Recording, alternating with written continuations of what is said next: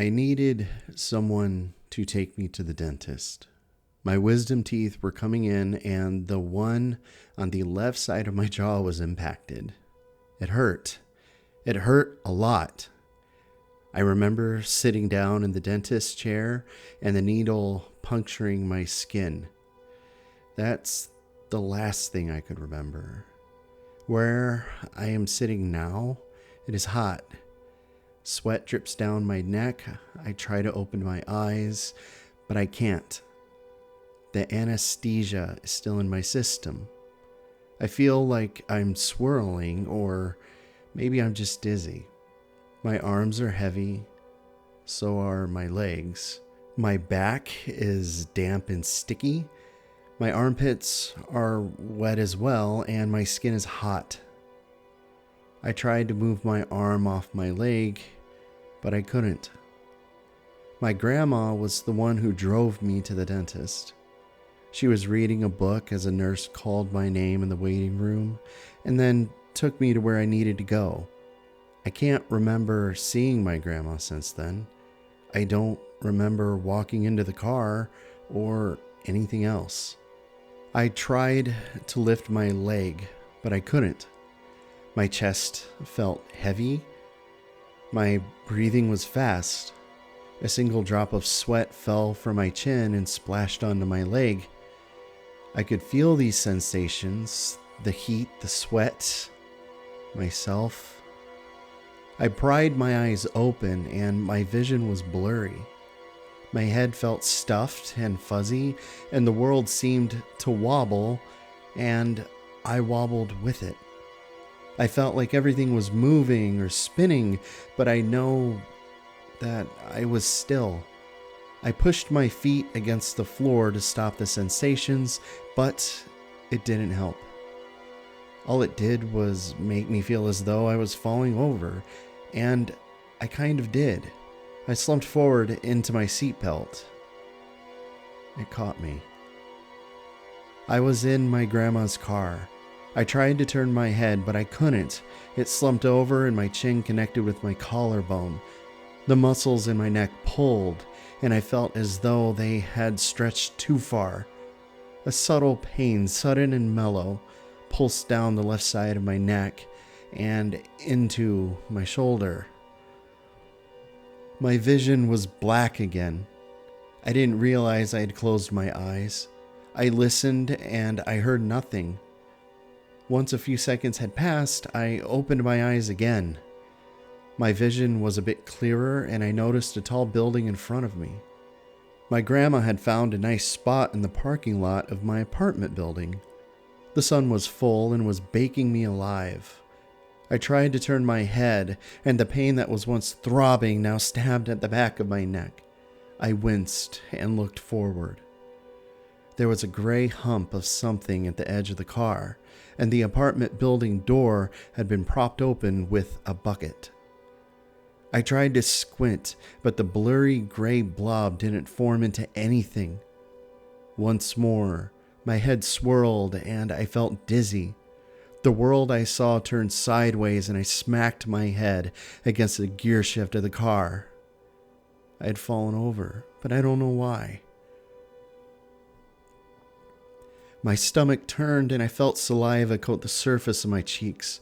Vomit clawed up my throat and spilled onto the gear shift. I swung my hand over to my mouth in a vain effort to restrain the vomit. It sprayed through my fingers and trickled down my cheek. I reached for the door handle, but instead groped through the air. Everything was wrong. I couldn't reach where I wanted to, and I couldn't sit up. My balance was off, and I felt as though my limbs did whatever they pleased. The air surrounding me became hotter as the sun hung over it. The skies were cloudless, and the trees did not move. I still couldn't hear anything, but I could smell. The aroma of vomit had filled this mechanical tomb, and it choked me. I continued to grope through the air, and finally I found the handle. I tried to pull myself up, but my strength had vanished. I was still gripped by anesthesia. It wouldn't let me go. I pulled hard and my hand slipped. Vomit had lubricated my palm. I rubbed my hand against my pants, but I could feel its slimy ghost on my fingers and fingertips. The smell trespassed into my nose and clouded every thought I had. As I waved my hand around, the air felt thick and hot. I blinked and my eyelashes were doused with sweat. Salt licked the surface of my eyes and it burned. I clenched my jaw and reached through the air once again. I found the handle. It felt slimy and grainy. The heat began to cook my vomit. I pulled, and this time I sat up. My arm ached as if I had strained it too much, but my vision had cleared a bit more. I returned my sight to the gray mass at the edge of the car and noticed it wasn't a blob at all. The world was still blurry and the haze before me was still thick. I can only guess what that thing is in front of me. It was a gray sweater and white pants. I reached for the handle of the car and pulled. The doors were locked. I thought for a moment and tried to remember how to unlock them. These doors had the kind of locks that descended all the way down. I looked at the lock and saw the top of its bald head. There was no way I could grab it and pull it up, but I tried anyway. I squeezed my index finger and thumb together and tried to grab the smooth bald surface of the lock. It slipped and I felt it wiggle inside the door. I pulled at the handle and the door did not unlock. As I looked around the car, I teetered from side to side and the world seesawed up and down. Everything in my vision, the windshield and the gray and white mass, sunk as my head rocked up. I wobbled and felt the console stab into my left rib. It hurt and the pain in my neck returned. The left side of my back throbbed and I reached for something to pull myself up. My head wobbled left and then right as I groped through the air. I felt nothing except for heat. My eyes now see clearer and the blurry halo had faded. It is still blurry, but only slightly. The dome light above me is off and I can feel my pulse in my neck. I bit down on the gauze in my mouth. Vomit oozed from it and spilled onto my tongue. It tasted foul and slithered to the back of my throat until it couldn't reach any further. The aroma of that horrible liquid resurfaced and I retched what little I could through my nose. It trickled down the crease of my nostril and edged into my eyes. I flinched to my left and my head swayed of its own accord. My left cheek met the side of the driver's seat, and I looked forward. Gray sweater and white pants. I studied the mass in more detail, but the world was still hazy, blurry even. White shoes and white hair. I closed my eyes and looked away. If there were tears to be cried, I would have shed them. I knew who was lying at the edge of this car, and I know what happened. The knot in my throat was heavy and full, and my heart skipped. My eyes opened and they swiveled around in search of the door lock. If I can find that button, I can unlock the doors. I studied the console, and it felt so far away. There was a black screen in front of me, and there were dials below it. Some of them are for temperature control, and others do something else. I turned my eyes, and they felt grainy. My eyelids scraped across them as I blinked. I reached for the start button of the engine, and my arm stooped to my thigh. My skin felt clammy, rough, and hot. I fidgeted in my seat and looked down. There wasn't a door lock button. My heart raced and I couldn't seem to fill my lungs. It was difficult to breathe. There must be a button somewhere. There must be. I scanned the driver's side door and saw the door lock button. I reached for it. It was restrained by my seatbelt. My hand traced the seatbelt back to the buckle and I pushed the release button. My body slumped into the driver's seat, and there I reached for the unlock button. The button was hot and I pressed it. The door's locks clicked and they pushed up, and as they did so, I tried to push myself up. My body felt heavy and I heaved as I slid my hands closer to my ribs and pushed against the driver's seat. I screamed as I pushed, but it was in vain. I could not lift myself from the seat, and here I lay, slumped into the driver's seat. My left cheek burns against the leather and I struggle to breathe. The air burns my lungs and I feel as though my eyelids are made of sand. Blinking hurts, breathing hurts. My fingertips begin to tingle and so do my toes. I lie still and think, what was my grandmother doing? I could only speculate. I believe she drove me here, got out of the car and locked it so that way I couldn't get out and fall over. She is lying on the stairs. I can only assume she propped open the door to help me get inside and had a heart attack as she was coming back down. Here I am.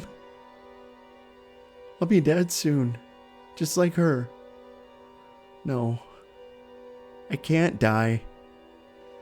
I was awarded a full-ride scholarship for football and will live on campus in 2 weeks. I need to get up. I'm going to live with my friends and girlfriend. I can't die. Not yet. My whole future is ahead of me. I bought my girlfriend a ring. I'm going to propose. My mom and dad want to see me off. It's all they've talked about this summer. I've worked so hard for the past 4 years at football, and I've spent countless hours writing essays for scholarship applications. What about my dog? She's probably waiting for me by the door. What about my mom and dad? Mom is going to have to bury her son and her mother? No, it's not fair. She's been in a rough spot since Grandpa died.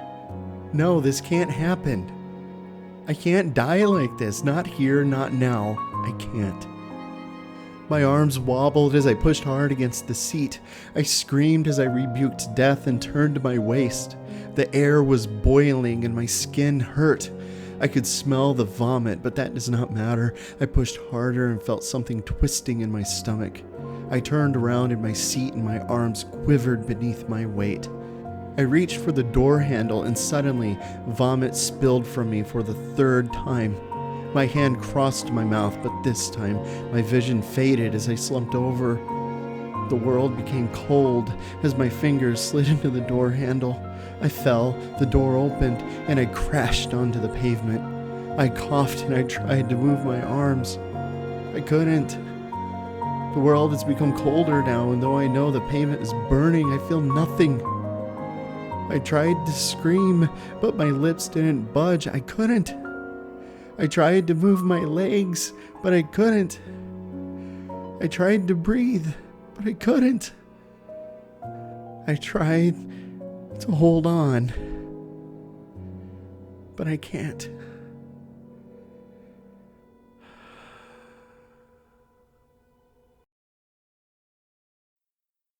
I hope you liked Extraction. I try to upload videos every Friday, but I'm still green and learning all of this stuff. So that's always fun. Hit like, subscribe, tick the bell, and all that jazz. Also, here's a challenge. Share this with 2 people that you think might like this video.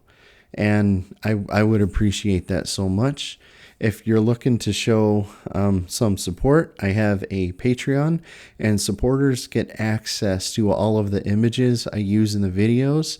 There are printable PDF files of every story, and so you can take these PDFs and then you can print them for yourself and only yourself and read them. And there are also audio versions of these videos, so that way you can download these things and then you can put them on your phone, put them on your tablet, whatever, and listen to them when you're driving the car. You know, you won't need You won't need a subscription or anything to the internet, or what. I think you get what I'm saying. But as for these audios versions, there are two of them. One with all the music and bells and whistles, and the other is just the voiceover. Anyways, thanks for sticking around. Until next time, have a good one.